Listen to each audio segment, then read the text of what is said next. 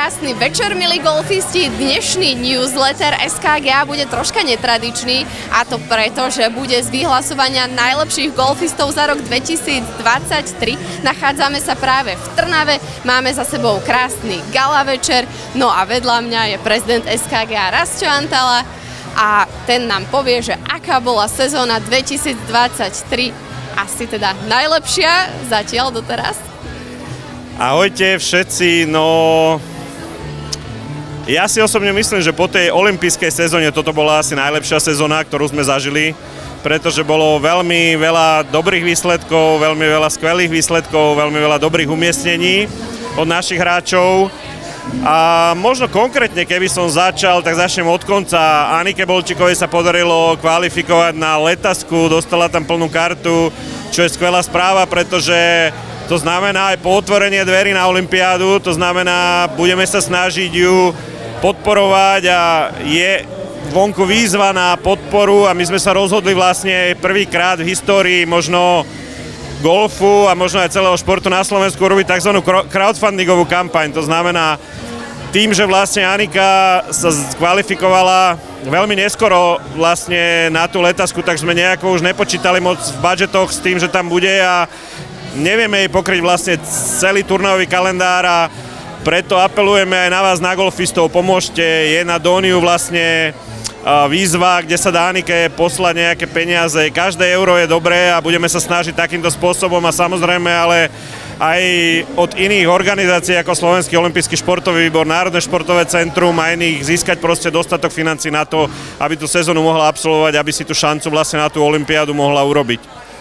No okrem Aniky výbornú sezónu za sebou má aj Teddy Teťák na Pro Golf Toure, vyhral jeden turnaj, veľmi veľa dobrých umiestnení, skončil v Order of Merit 6, čo bohužiaľ o jedno miestečko mu ušla vlastne plná karta na Challenge Touru.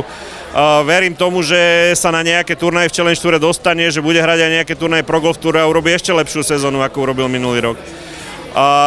Ďalší, ktorý vlastne stojí za zmienku, je Kubo Hrinda. V Amerike skvelé výsledky na univerzite, vyhral myslím, že 2 turnaje, veľa top 10 umiestnení, proste na majstrovstvách Európy skončil top 20, proste vynikajúce výsledky.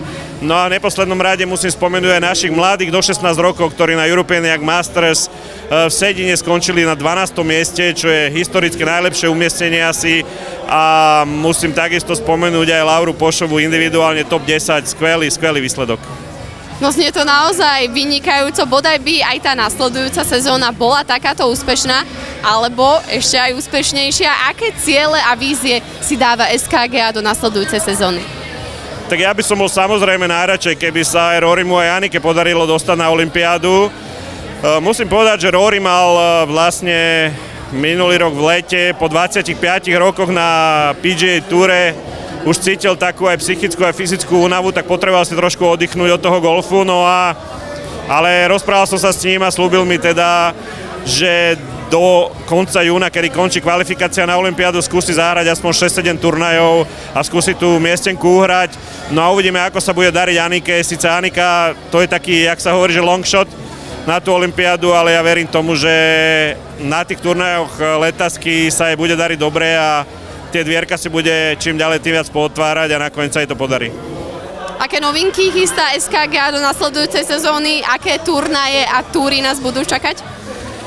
Tak na turnajoch a túrach budeme stále pracovať na tom, čo sme pracovali. Bude Národná golfová liga, budú SKGA túry, budú SKGA junior túry, budú tonky, budú majstrovské súťaže. No ale absolútna novinka bude, že vlastne bude úplne nová apka SKGA Caddy, ktorá sa teraz niekedy dokončuje a v blízkom čase by mala byť vonku. Tam si vlastne hráči nájdu všetky turnaje, budú sa tam môcť prihlasovať na turnaje, budú si tam môcť rezervovať tee time, uvidia tam všetky svoje minulé historické hry, bude to taký ich pomocník vlastne v tom golfe, takisto robíme nový web, no proste veľa nových vecí. Tak ďakujeme za vašu pozornosť a tešíme sa na vás pri ďalších dieloch newslettera SKGA. Ďakujeme veľmi pekne a tešíme sa už na tú sezónu a teda hrajte dobre a držíme vám palce.